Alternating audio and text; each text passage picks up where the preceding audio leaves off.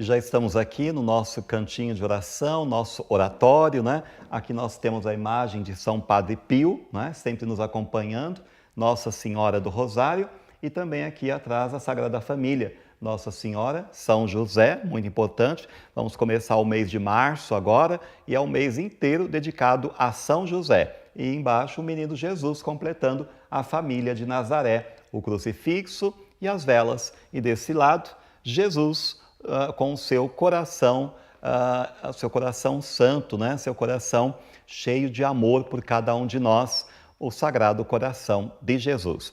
E nós estamos aqui para falar um pouco da palavra de Deus, de tudo aquilo que Deus deseja falar para cada um de nós hoje. E eu estava lendo esse trecho do profeta Isaías, né? Justamente momento em que nós sabemos que trata-se do segundo profeta chamado Isaías. Nós estamos no capítulo 49, os versículos 14 e 15. Tem uma mensagem muito bela para nos mostrar qual é o tamanho do amor de Deus por nós.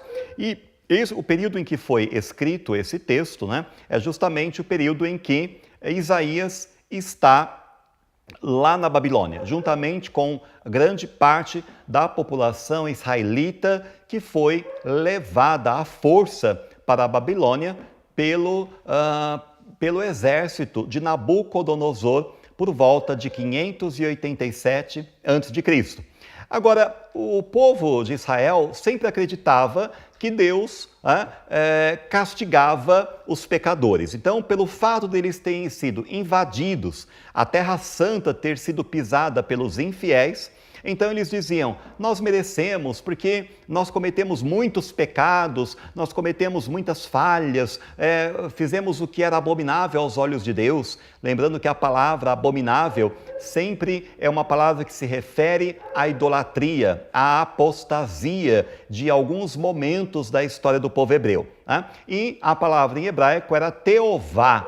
Teová, que significa abominável. E essa palavra só era utilizada quando se tratava de apostasia, de idolatria. Então, quando nós encontrarmos essa palavra no Velho Testamento, vamos tentar descobrir qual o contexto em que foi utilizada, de que maneira e a quem se referia exatamente, porque senão nós corremos o risco sempre de massacrar este ou aquele e causar uma série de mal-entendidos, levando a perseguições, levando também a preconceitos diversos, né? Então a palavra de Deus sempre procura edificar e chamar as pessoas à compreensão do verdadeiro amor de Deus e de como Ele sempre quer o melhor para nós.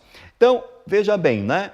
O povo de Israel tinha sido levado como escravos para a Babilônia, né? Era o momento do exílio. Então, no exílio, eles estavam ali para trabalhos forçados. Né? A gente sabe de tantas histórias que ocorreram ali, né? Como também a história, por exemplo, de Misael, Ananias e Azarias, né? Como foi o sofrimento dos israelitas obrigados a adorar deuses estrangeiros naquela terra. E eles sentiam-se aquela vontade de voltar para casa, voltar para Israel. Claro, todo mundo que está fora de casa tem essa vontade, né, de voltar, de regressar para os seus, para a sua família, para a forma como eles viviam, como eles ali tinham a sua vida confortável, né? Mas eles diziam assim, olha, nós achamos que Deus não nos quer mais. Ele nos expulsou de casa e não volta atrás. Por que os judeus tinham esta mentalidade? Eles tinham essa mentalidade porque também fazia parte do dia a dia da cultura deles, né? Nós sabemos que quando um homem expulsava uma mulher de casa, né, ele nunca mais poderia readmiti-la de novo em casa. Quando ele expulsava também um filho, né, ao expulsar um filho de casa, um pai tinha que pensar muito bem. Porque mesmo que ele se arrependesse depois, ele não poderia readmitir o filho novamente em casa. Então, assim eles acreditavam ser Deus. Como eles se comportavam na cultura deles, acabavam transferindo isso para Deus, né? Dizendo que uma vez que Deus os expulsou de Israel, então Deus não mais os admitiria de volta, né? Deus não estava mais nem aí para eles, né? Muitos pensavam assim. E é justamente neste contexto que se ergue a voz do profeta, se ergue a voz deste profeta que nós costumamos chamar de Isaías, dizendo então, o profeta Isaías, inspirado por Deus, estas belas frases. Ele diz assim: acaso pode a mulher esquecer-se do filho pequeno a ponto de não ter pena do fruto de seu ventre? Uma mulher, ele quer dizer, pode uma mãe abandonar o seu filho? Veja que o instinto materno, sempre existiu. E mãe sempre quis cuidar e defender os seus filhos. Ele diz assim, uma mãe pode, por acaso, se esquecer do fruto do seu ventre? A gente sabe, é claro, que tem mães diferentes, tem diversos tipos de mães. Tem mãe que, por exemplo, tem o filho, por algum motivo, pelas suas fraquezas, fragilidades, ela acaba abandonando o filho, rejeitando, enfim, tem várias situações. Mas, no geral, quase todas as mães cuidam, zelam, amam e defendem os seus filhos, como se dizia antigamente, com unhas e dentes. Mas isso para dizer que a frase seguinte do profeta Isaías, que Deus o inspira, é a seguinte: ora, mas ainda se uma mãe esquecer do seu filho, eu, porém, não me esquecerei de ti. Deus está falando isso justamente para um povo que está escravizado na Babilônia, exilado, achando que não pode voltar mais para casa e que Deus os esqueceu. Mas Deus está falando pela boca do profeta, ainda que uma mãe que dificilmente esquece do seu filho, ainda que acontecesse de uma mãe se esquecer, eu não me esqueceria de você. Então, Deus não esqueceu de Israel. Deus não esqueceu do seu povo eleito, do seu povo amado, do seu povo querido, assim como Ele não esquece de nós. Não esquece de mim, não esquece de você, não esquece de ninguém. Então, às vezes, nós temos a mania de dizer, às vezes, algumas pessoas chegam, padre, eu acho que Deus esqueceu de mim, a minha vida está difícil, eu rezo, eu oro, quanto mais eu rezo, parece que Deus está distante. Mas não está. A palavra de Deus nos confirma que Deus está sempre atento a cada um de nós, às nossas dificuldades, aos nossos sofrimentos, aos nossos padecimentos. Ele não esquece um só minuto.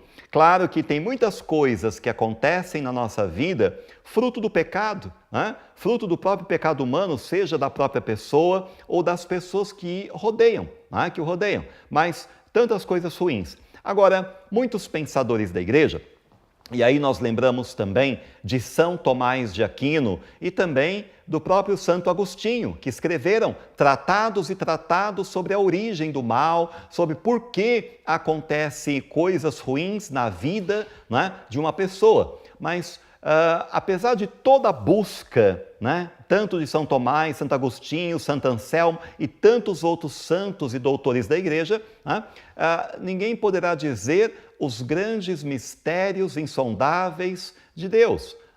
E às vezes acontecem fatalidades na vida que a pessoa pode não entender naquele momento, e pode demorar muito até que ela possa vir a compreender, mas que Deus tem os seus motivos. Por isso é que a gente sempre deve dizer aquilo que Jesus nos ensinou. E o que foi que Jesus nos ensinou? Ele ensinou a rezar o Pai Nosso. Primeiro, chamar a Deus de Pai.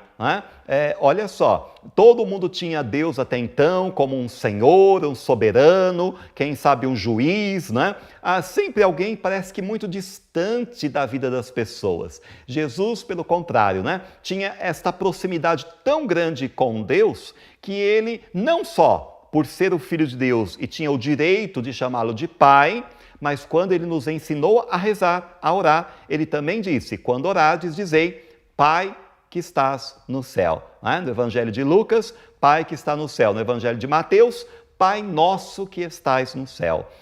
Veja como é importante esta introdução do Pai Nosso. Chamar a Deus de Pai significa que nós podemos confiar em Deus. A palavra hoje é confiança. Confiança no amor, confiança na misericórdia, não importa o que estejamos passando. Muitas pessoas culpam a Deus pelo que sofrem, pelo que passam. Dizem que Deus abandonou, que Deus não escuta, que Deus esqueceu. Agora a palavra de Deus, o próprio Deus está falando para você. eu não me esqueci de você. Eu não me esqueço. Uma mãe poderá até esquecer o seu filho. Eu, porém, não me esquecerei de vós. Essa é uma promessa de um Deus que é fiel, que dá a sua palavra e cumprirá sempre, como depois nos ensinou Jesus na parábola do filho pródigo. Aquele pai de família representava o próprio Deus. Está pronto sempre a estender as suas mãos e de braços abertos a acolher o filho que partiu, aquele que nós chamamos de filho pródigo ali na parábola de Jesus. Mas voltando ao Pai Nosso, além de dizer Pai, de nos ensinar a chamar o nosso Deus de Pai, ele também nos ensinou a dizer uma outra frase. Qual frase? A frase em que nós devemos ter mais confiança no amor de Deus. Ele diz assim, quando rezar, diga, Pai que está no céu, santificado seja o seu nome. Ou seja, declarar que o nome de Deus é santo. Mas em seguida ele diz, seja feita a vossa vontade, assim na terra como no céu. Então, apesar de qualquer coisa que estejamos passando ou vivenciando, devemos lembrar de confiar em Deus e confiar que a vontade dele é o melhor para a nossa vida. A gente, às vezes, encontra pessoas na vida, no nosso dia a dia, que a gente diz assim, olha, eu não vou dizer para o pai fazer a vontade dele não, porque vai que ele faça uma coisa que eu não goste, que eu não quero, tem até medo, Veja, como nós às vezes não temos essa confiança ainda, esta fé amadurecida. Precisamos cada dia mais crescer na fé. Por isso o padre sempre fala da importância de ir à igreja. Você que está ouvindo o nosso programa, se você faz muito tempo que não vai à igreja, lembre-se, que é importante não só rezar em casa. Em casa é muito bom. Ouvir a palavra através da televisão, receber uma bênção, uma oração, mas eu te convido a ir à igreja mais próxima da sua casa, descobrir os horários de missa, colocar Deus em primeiro lugar em sua vida, e se for missa dominical ou dia santo, esteja presente na igreja, porque onde 2 ou mais estão reunidos em meu nome, eu estou ali no meio deles. A presença de Jesus. Mas além de estar presente Jesus, onde 2 ou mais estão ali reunidos, ele também está presente, sempre o padre está ensinando, Todo mundo que já conhece o padre aqui, já sabe que nós falamos sempre das 4 presenças de Jesus. Primeira presença, a primeira forma de presença de Jesus, que foi revelada por ele mesmo, foi esta. Onde 2 ou mais se reunirem em meu nome, eu estou ali no meio deles. Depois a igreja nos ensina também que o Cristo se faz presente todas as vezes que proclamamos a palavra dele. Por exemplo, agora, o Cristo está presente. O padre falou do filho pródigo, acabamos de falar da oração do Pai Nosso. Então, quando nós falamos um trechinho que sequer do Evangelho, uma frase do Evangelho, Cristo se torna presente. Esta, primeira forma, 2 ou mais reunidos. Segunda forma, proclamação da Sagrada Escritura, sobretudo do Evangelho de Jesus. Terceira forma da presença de Jesus, quando o padre está presente. A igreja nos ensina que o padre age in persona Christi. Por isso, onde o padre estiver, também está ali a presença de Jesus de Nazaré, nosso Senhor. Essas 3 presenças são chamadas presenças espirituais. Está Jesus espiritualmente em qualquer lugar, em toda parte, como a gente costuma dizer, As pessoas falam assim, padre, eu não vou lá na igreja não, Deus está em todo lugar. E eu digo, é verdade, Deus está mesmo em todo lugar. Pode ser com você no ônibus, rezando, no carro, no avião, no seu trabalho, na empresa, na sua família, na sua casa, em qualquer lugar onde você chamar o nome do Senhor e pedir a presença dele, lá ele estará. E mesmo que não peça, ele vai estar, porque ele é onipresente. No entanto, nós não podemos confundir as presenças espirituais de Jesus com aquela que é a 4ª presença, a presença real. A igreja sempre fez questão de distinguir essas formas de presença de Jesus. Na pessoa do padre, na proclamação do evangelho, ou onde 2 ou mais estão reunidos, o Cristo está presente ali espiritualmente. Mas há uma presença que é real, que é a presença de Jesus no Santíssimo Sacramento do altar. O Cristo se faz presente em corpo, sangue, alma e divindade no tabernáculo. E aí nós ficamos pensando uma cena assim, né? Vamos supor que hoje, aqui na nossa cidade ou na sua cidade, em qualquer cidade onde você estiver, né, vai ter um show de um artista. Artista muito querido, não vou nem citar o nome de nenhum, né? Mas pense aí num artista que você goste muito, vai se apresentar na sua cidade. Como é que você vai fazer? Olha, eu não sei você, mas pode ter certeza que algumas pessoas da sua cidade, amigos, companheiros, né, vão sair correndo atrás desse artista, não é assim que geralmente acontece? A pessoa vai, quer ir no show, quer sentar na primeira fila, não é assim? Sentar na primeira fila, né, para ir, para ali cantar com o seu artista, gesticular, levantar as mãos, bater palma, gritar, enfim, né, fazer a sua homenagem e querendo estar mais perto possível daquele artista. E aí nós ficamos pensando junto com o Padre Pio, porque Padre Pio foi quem falou, né?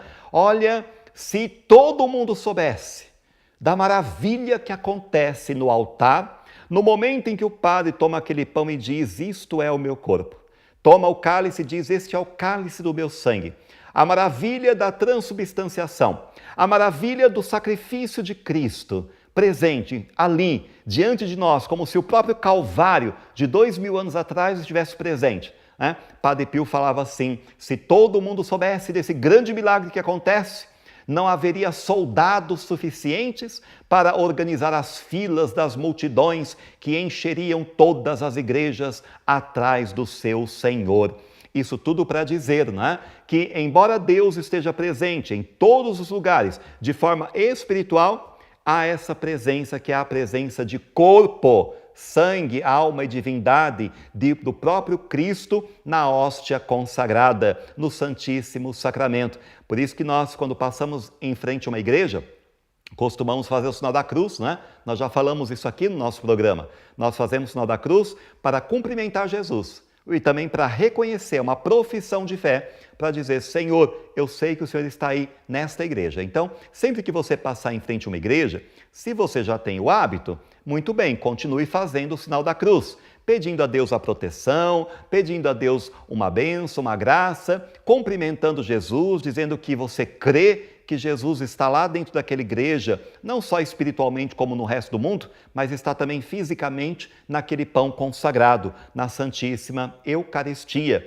que, segundo o Papa João Paulo II, e também no Catecismo, a Eucaristia é o ápice e o cume da vida da igreja. A mais importante na igreja é o Santíssimo Sacramento, porque trata-se não de uma presença espiritual, mas de uma presença real. Por isso que quando nós entramos na igreja, nós ajoelhamos, fazemos uma genuflexão, não porque o Cristo nos queira ajoelhados, não é isso. Não é o Cristo que nos quer rastejando aos pés dele. Não, mas somos nós mesmos que sentimos a necessidade, diante da grandeza da presença do nosso Deus, sentimos a necessidade de nos ajoelhar para mostrar a nossa reverência, a nossa adoração, a nossa doação, o nosso amor e a nossa entrega nas mãos do nosso Deus. Então, hoje, quando a gente pensa, né, nessas presenças do Senhor, a gente não vai mais falar agora, eu rezo em qualquer lugar e está bom, eu rezo em casa e está bom. Não, você vai sentir fome, desejo de estar na casa de Deus, de estar na igreja, junto com o Senhor, ali junto com os irmãos também, em comunhão de fé na adoração do mesmo Deus. E eu te convido então a estar numa igreja, a procurar a Santa Missa e a participar daquela missa, a assistir aquela missa com devoção, com amor, com entrega e com a possibilidade, se você estiver preparado, de fazer a sua comunhão também sacramental, além da comunhão espiritual.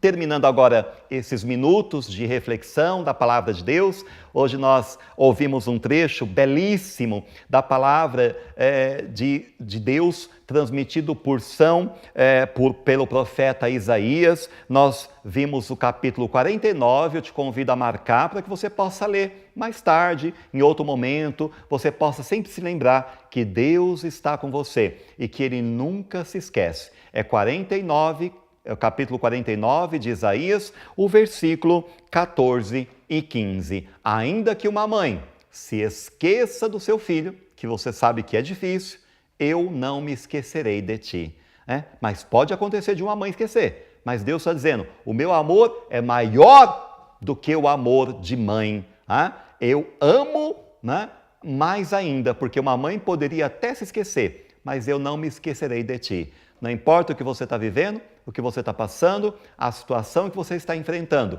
O que importa é que Deus está do seu lado. Ele te ama. Não fique sozinho. Reze em casa, ore em todas as partes onde você estiver. Mas lembre-se que se você for à igreja, você estará diante da magnífica e grandiosa presença real de nosso Senhor Jesus Cristo. Isso é o mais importante na vida da igreja, a presença de Jesus na Eucaristia, o cume e o ápice da vida da igreja santa, católica e apostólica. Que Deus nos abençoe, Deus te abençoe também. Muita coragem, muito ânimo, muita fé. Creia em Jesus Cristo, creia na presença real do Senhor na Santíssima Eucaristia, em todas as igrejas católicas do mundo inteiro. E creia também, né, neste Deus que é Pai, que é amor e que não tenha medo de dizer, Pai, seja feita a sua vontade. Não tenha medo. Não vamos querer que Deus fique fazendo a nossa vontade o tempo inteiro, porque daí nós nos frustramos quando nós não entendemos os planos de Deus. Confia que o amor dele é grande e que quando nós pedimos seja feita a sua vontade, você saiba que acontecerá sempre o melhor para você. Se o pai e a mãe da terra sabem o que é bom para os seus filhos, muito mais saberá o Pai do céu, nos garantiu Jesus de Nazaré. Por isso, fica essa palavra para você. Ainda que uma mãe esqueça do seu filho, eu não me esquecerei de ti. Se apegue a Deus. Se apegue, reze, ore, clame. E eu te convido a rezar o Santo Terço todos os dias. Seja devoto de Maria Santíssima. Carregue o seu terço como se você carregasse uma arma contra todos os males.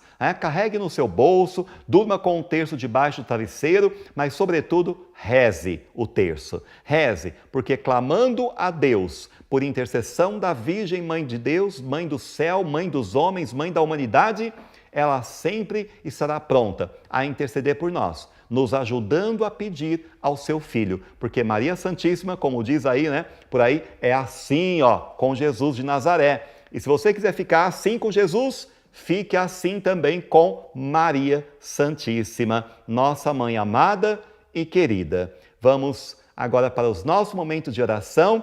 Te convido a rezar conosco e também se prepare para a bênção da água da sua casa e da sua família. Reze, ore, Deus está contigo. Eu nunca me esquecerei de ti, ainda que uma mãe esqueça do seu filho. Deus te ama, Deus quer a sua felicidade. Ele é o seu Pai. Confia, tenha fé. Você verá a glória de Deus.